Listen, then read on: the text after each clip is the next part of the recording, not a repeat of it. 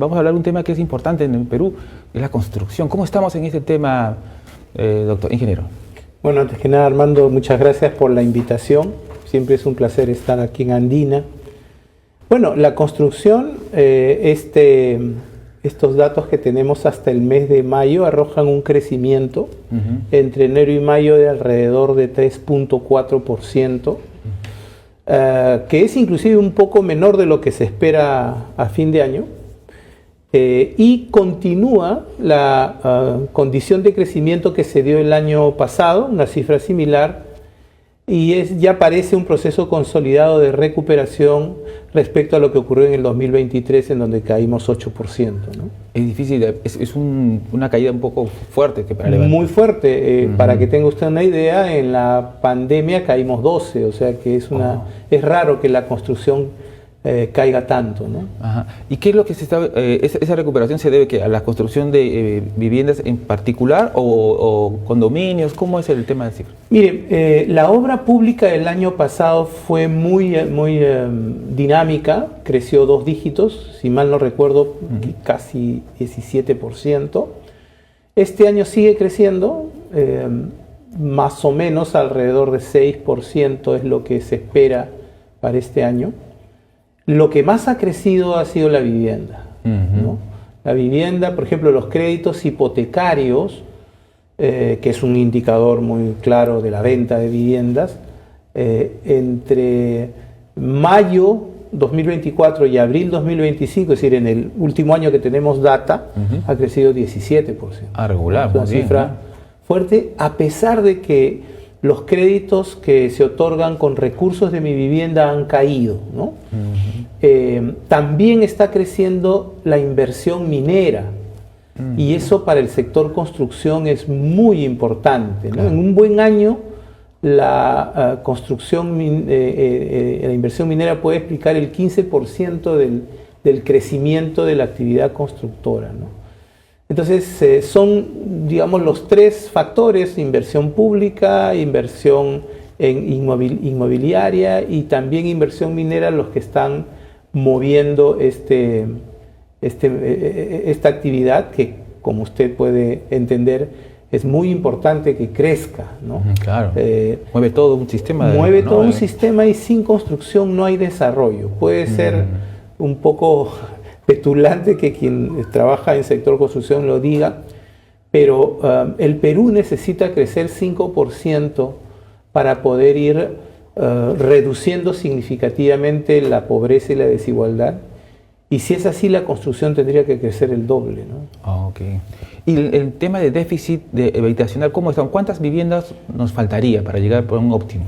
Hay 2 situaciones, ¿no? El déficit, es decir, lo que viene acumulado, déficit de arrastre se llama, que está en alrededor de 1.800.000 unidades, ¿no? Sin embargo, la gran mayoría de este déficit es vivienda de baja calidad, ¿no? Lo que llamamos déficit cualitativo. El déficit cuantitativo es un poco más del 30% nada más de ese total de déficit, ¿no? Pero lo que es más importante es que el Perú todavía es un país que tiene una dinámica demográfica muy relevante, ¿no?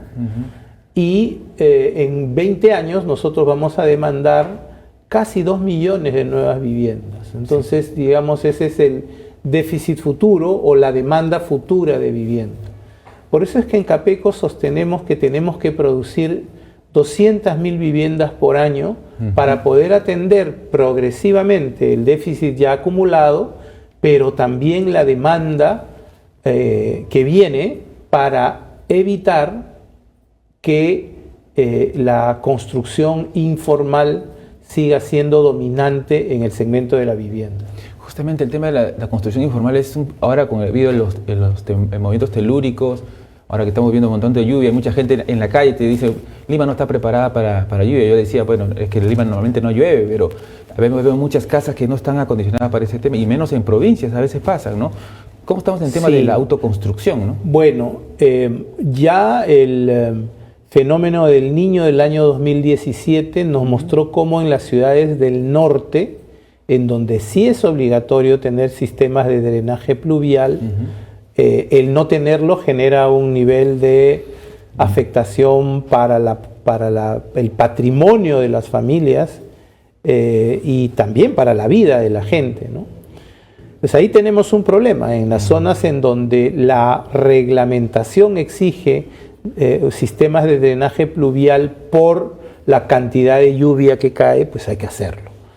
Es cierto que en los programas de reconstrucción, en la autoridad, en el plan de reconstrucción con cambio se han considerado, están en proceso. Se reprocha mucho el hecho de que esto esté muy lento, pero también es cierto que ninguna de estas ciudades tenía un proyecto. Entonces, partir de nada y prácticamente es levantar la ciudad para poder hacer todo el sistema de drenaje es un tema muy complicado, ¿no?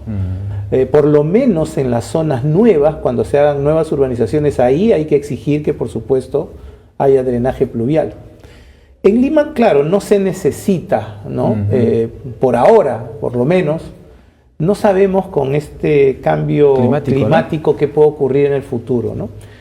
Pero sí, respecto a los sismos hay un problema nacional que está asociado a dos fenómenos: las invasiones, que tienen mucho que ver con tráfico de tierras, y eso tiene hasta un impacto en la seguridad ciudadana, y la construcción informal.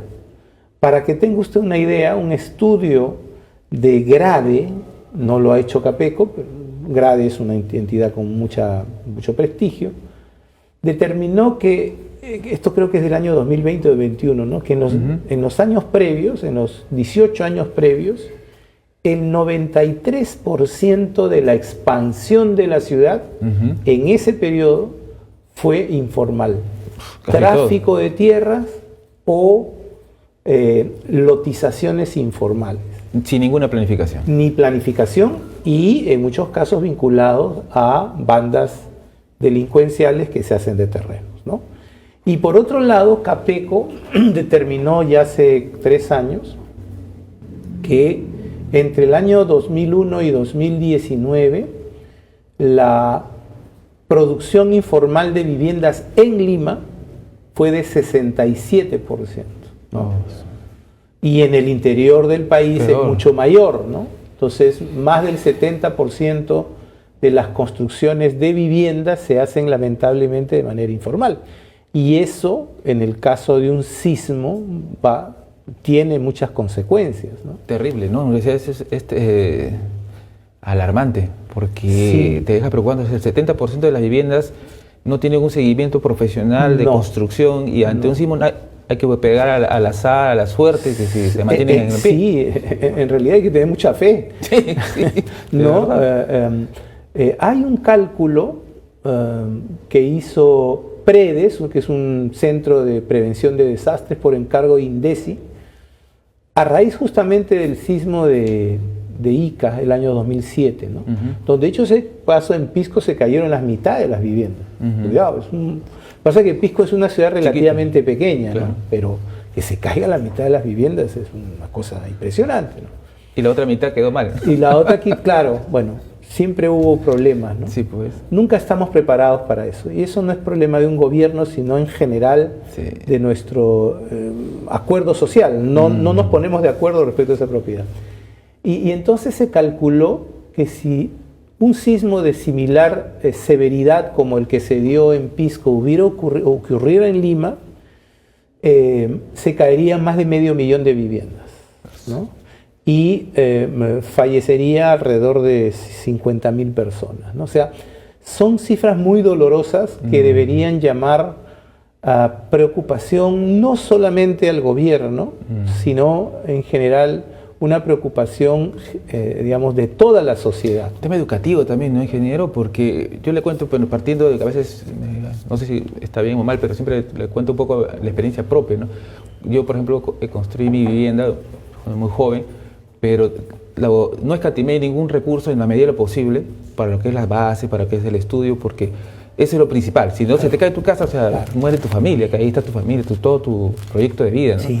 Pero hay gente que a veces construyen sin columnas, hacia el azar, y yo pienso que hay un poco de reflexión personal, ¿no? Cada uno, ¿no? Sí, yo creo que hay varios ángulos del problema. De hecho, Capeco tiene un planteamiento frente a las emergencias que incluye, por supuesto, lo que nosotros llamamos la difusión de una cultura de la formalidad.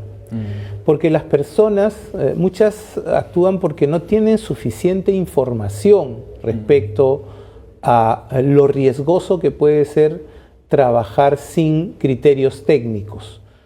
En general, se dice que la ingeniería, y la ingeniería peruana no es la excepción, puede construir prácticamente en cualquier superficie, puede construir hasta en el mar si quiere, ¿no? Así es. El problema es que cada suelo tiene sus propias exigencias y mientras más agresivo sea un suelo, la inversión que hay que hacer es mayor y las precauciones técnicas también tienen que ser más rigurosas, ¿no? Entonces, nosotros deberíamos paulatinamente ir ganándole la batalla a la informalidad.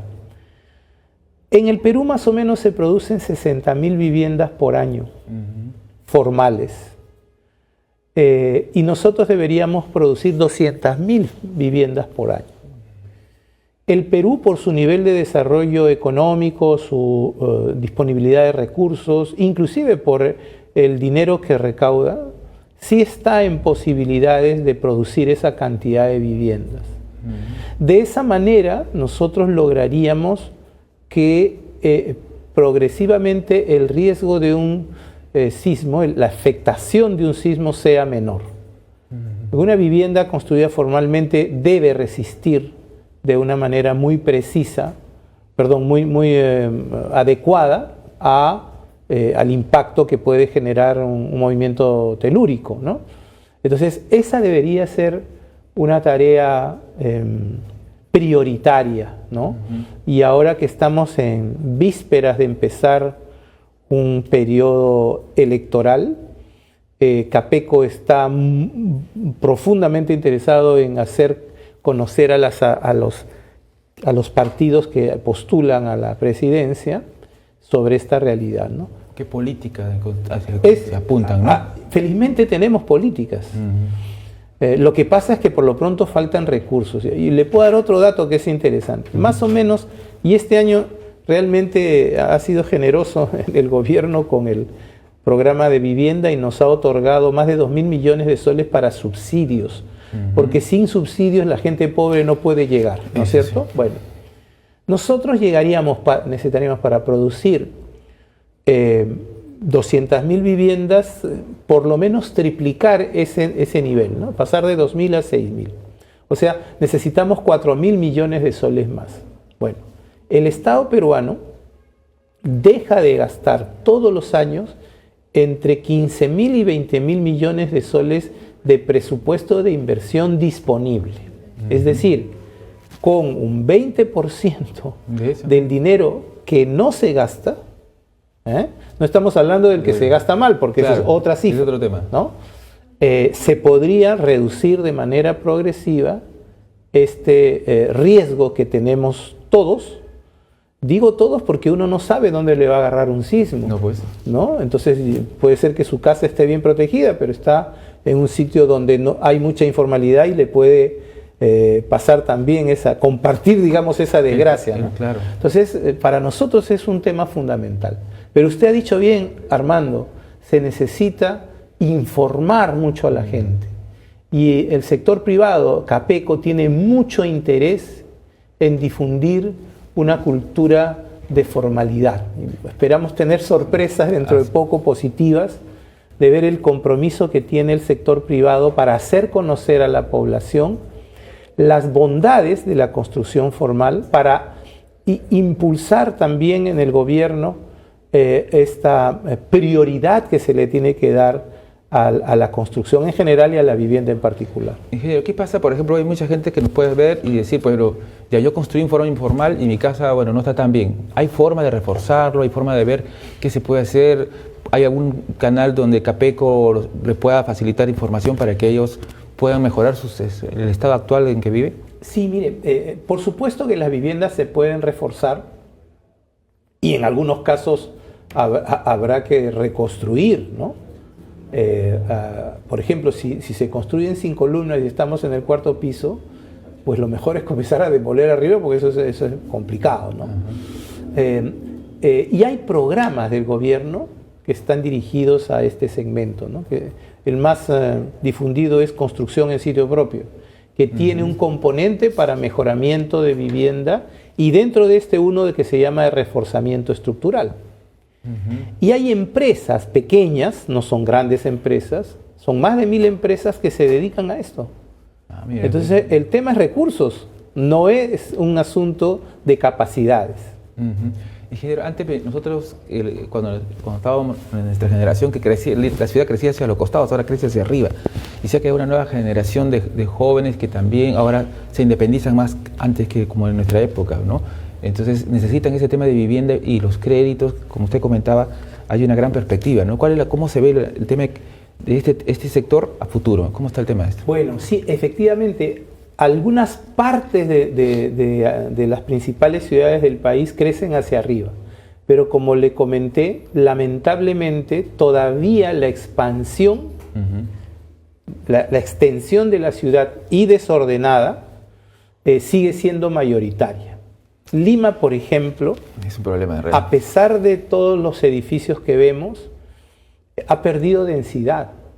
O sea, la población de Lima ha crecido alrededor de 1.2%, pero como le expliqué, la expansión de la ciudad ha crecido 90%. O sea, claro, la ciudad se ha extendido Lima 25% en los últimos 20 años. Y la población no ha crecido en esa misma proporción. Entonces ahí hay un problema. Pero sí, en varias zonas de la ciudad, de hecho ya en 6 distritos de Lima hay más gente viviendo en edificios que en casas independientes. Sí. Y eso en general es una buena noticia, ¿no? Siempre genera problemas tener una obra al lado. Yo mismo cuando tengo una obra al lado reniego, sí, pero entiendo que es parte de un proceso que al final genera un bienestar general, ¿no? Y usted ha dado, Armando, en el clavo, en el sentido de hay un cambio en las tendencias de demanda de vivienda, porque la juventud aspira a 4 cosas fundamentalmente, ¿no? Primero, a ir a independizarse, ¿no es cierto? Aspira a independizarse y hay recursos para determinados segmentos de la población. Eso es una cosa que antes era más difícil, ¿no? Segundo, no tiene planes de casarse inmediatamente, y en todo caso, si se casa, no tiene planes de tener hijos de manera inmediata, de corto plazo. Entonces, la vivienda a la que accede no es la que se daba en nuestra generación, ¿no? Que era la vivienda para toda la vida, ¿no? Sí, yo me he comprado una vivienda hace 30 años y hasta ahí queda, ¿no? Sí. No, mis hijos tienen otra visión, ¿no? Sí. Y lo otro es que, sobre todo en los segmentos medios y medios altos, que es donde esto está más difundido, la mujer trabaja. La mujer trabaja fuera del hogar, ¿no? Ya la idea de que nuestras cónyuges se queden en casa, eso no, ya hace varias generaciones que se ha superado, ¿no? Sí, pues. Y ahora es mucho más, ¿no? Sí. Entonces eso hace que las viviendas sean más pequeñas. Así es. Pero la gente demanda viviendas más pequeñas porque no necesitan, ¿no? Tanto espacio, porque las mujeres salen de la casa, entonces el mantenimiento es muy complicado, pero sí quieren tener beneficios dentro de sus cercanos. Por eso es que ahora los edificios tienen cada vez más equipamientos. Sí, pues. O sea, un edificio, no sé, en Jesús María, en Breña, que tenga departamentos de 45 pisos, sin gimnasio, sin área de coworking, sin una sala para los niños, sin un Zoom, sí, no funciona. Sin una sala de recepción para fiestas, para grupal, para que no funciona. No funciona. Entonces, hay gente a la que eso le parece mal, ¿no? A mí me parece, primero, un sentimiento de libertad de los jóvenes creciente, me parece perfecto, que además tienen una visión más positiva de la vida. Oye, ¿no? Mi casa esta va a ser dentro de 10 años, voy a tener otra, ¿no? Sí, sí. Y también que puedan proyectarse hacia la vida, no solamente, ¿no? En el ámbito familiar, sobre todo para las mujeres. Creo que ese es un símbolo de progreso. Hay gente que considera que es una muestra de decadencia, pero en fin, siempre en esa materia va a haber discusión. Lo claro es que está cambiando la estructura de nuestra demanda habitacional. Y hay que adaptarse. Sí. Muchas gracias, ingeniero. De verdad, me hubiera gustado seguir más hablando, pero el tema ya en el tiempo nos gana y habrá para seguir más y estas nuevas tendencias que se vienen, pues, ¿no? Perfecto, Armando. Siempre que me llamen, aquí estaré.